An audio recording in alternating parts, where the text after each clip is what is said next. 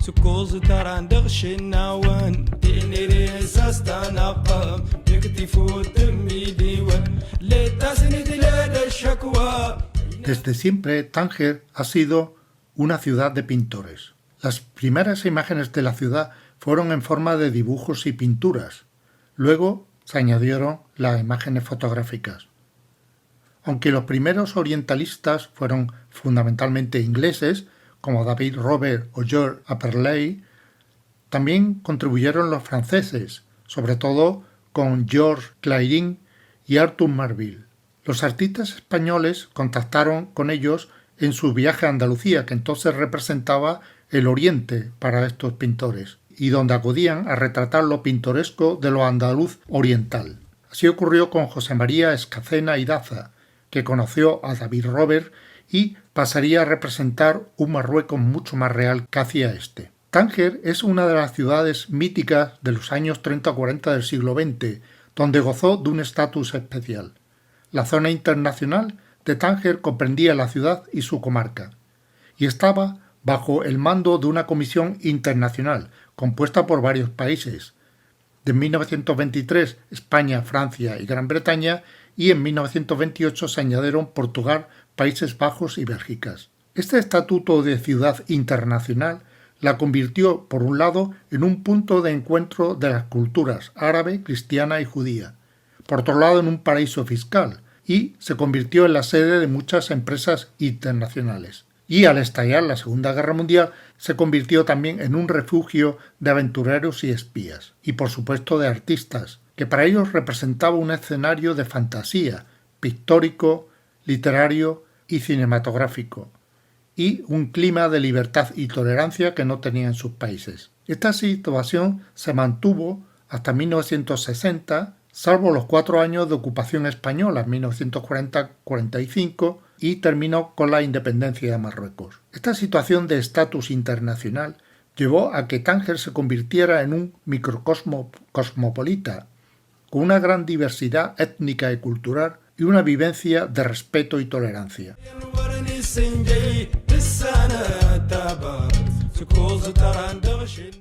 Desde la campaña napoleónica de Egipto de 1798, el mundo islámico se convirtió en un lugar común del imaginario romántico, lo cual comportó el desarrollo del género pictórico orientalista, que durante la primera mitad del siglo XIX produjo unas imágenes que no podían sustraerse de su carácter fantástico y literario. La pintura española orientalista, por su parte, empezó a representar lo marroquí, es decir, reflejar la vida cotidiana en un realismo romántico, donde predominaba lo exótico, lo distinto y curioso.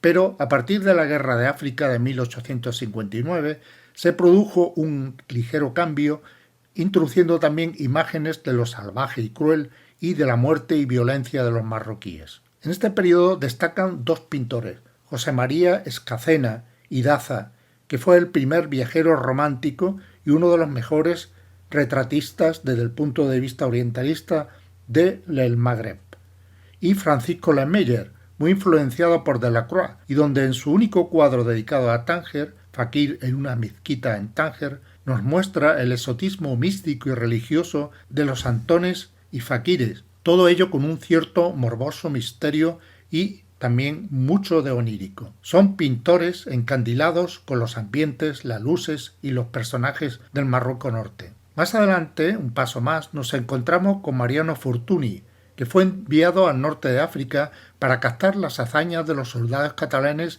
de la guerra de 1859.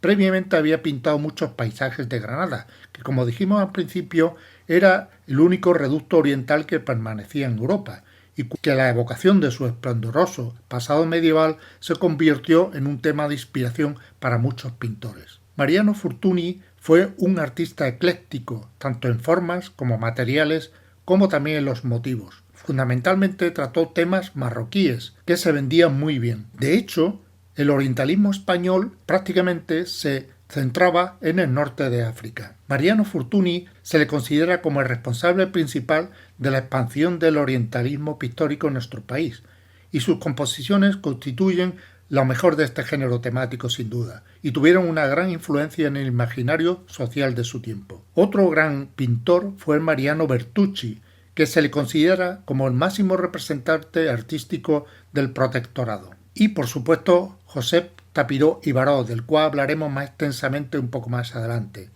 Era amigo de Fortuny y se convertiría en el primer artista peninsular instalado permanentemente en la ciudad de Tánger. Tapiró y Baró comporta una nueva visión orientalista, muy cercana a Tánger en sus costumbres, a sus gentes, incluso a sus mujeres, que nos traduce ese amor del lugar en el que vive la cotidianidad. Tapiró nos muestra la realidad marroquí abordándola con el realismo, el refinamiento pictórico y el cariño que implicaba su profunda relación, conocimiento y acceso a una intimidad privilegiada. En un paso más adelante nos encontramos con la figura de Antonio Fuentes, de 1905 a 1995. Fue uno de los pintores españoles que vivió también de forma permanente en la ciudad de Tánger, ya que su familia era propietaria del Hotel Fuentes, que era muy representativo de la ciudad. A Antonio Fuentes se le considera uno de los pintores tangerinos más sobresalientes. Era amigo de Picasso y de Kokoschka, pero más relacionado sobre todo con el círculo de pintores de la propia ciudad. Sus trabajos relativos a Tánger muestran una preocupación por la vida en esta ciudad, sus espacios exteriores, el bullicio del zoco chico, la presencia de mujeres y hombres con la indumentaria tradicional, chilaba para los hombres y jayet para mujeres, de zocos, de calles y de hombres con trajes sentados en los cafés, transmitiendo el parsimonioso discurrir del tiempo y presentándolo todo con un estilo expresionista parisino. También refleja la convivencia de religiones, como por ejemplo se encuentra en su obra Catedrales, una serie de cuadros que representan sinagogas, mezquitas y catedrales de la ciudad. Sus frecuentes viajes nunca le apartaron de Tánger. Su mundo sigue siendo el del zoco chico, el viejo aguador, el barrendero, el limpiabotas, el camarero. Para aprender el Tánger representado por Fuentes hay que entender muy bien el contexto que le da sentido y las expresiones de las emociones del artista.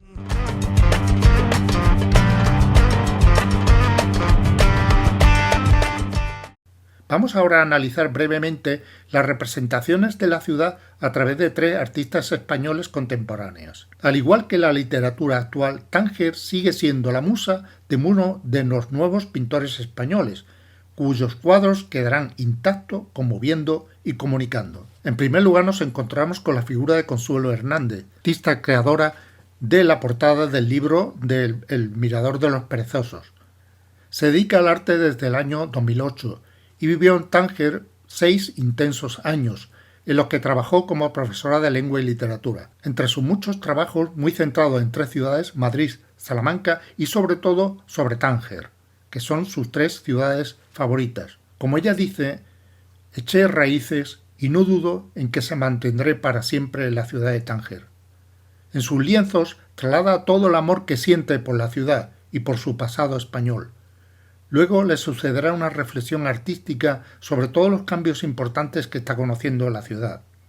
El aire, el mar, el olor a eucalipto, la luz intensa, el azul del cielo, esa fiesta de los sentidos que es Tánger la atraparon. Los edificios y cafés son elegidos por lo que representan, la época internacional o la búsqueda del pasado y la representación pictórica de sus indicios, es decir, una búsqueda de lo poético cotidiano. Manuel Castillero es un pintor de paisajes urbanos cordobés, entre cuyas ciudades favoritas figuran la de Fez y Tánger, sobre todo esta última, que es la que considera más cercana para sus paisajes urbanos. Manuel Castillero realiza obras neo-orientalistas, sin llegar a ser representativas de lo salvaje, y hay un gusto por lo exótico y característico de Marruecos.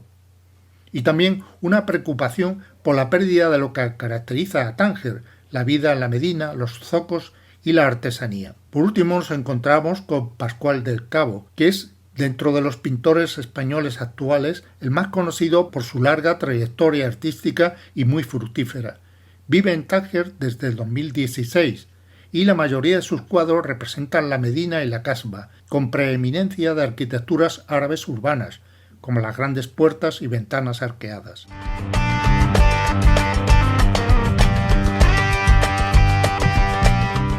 Por último, insistiremos un poquito más en Josep Tapiró y Buró, que se considera el pintor de Tánger. Nació en Reus en 1836 y murió en Tánger en 1913.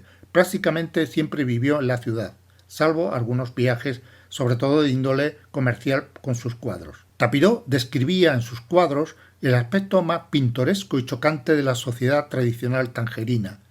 Fundamentalmente se pueden dividir sus obras en dos tipos: la que presentan escenas de la vida cotidiana y ceremonias tradicionales en escenarios minuciosamente descritos, y los retratos detallistas de la diversidad humana de la ciudad. Destacan fundamentalmente las novias suntuosamente ataviadas, los tipos populares, los mendigos, los santones y los retratos de personalidades magrebíes ilustres, una prueba del prestigio que gozaba el pintor entre la sociedad autóctona. Prácticamente la vida de la colonia occidental siempre quedó excluida de sus pinturas. Tapiró no ejercitó las sutilezas ambientales de, por ejemplo, Fortuny, ni modelaba cromáticamente, ni aplicaba la síntesis expresiva.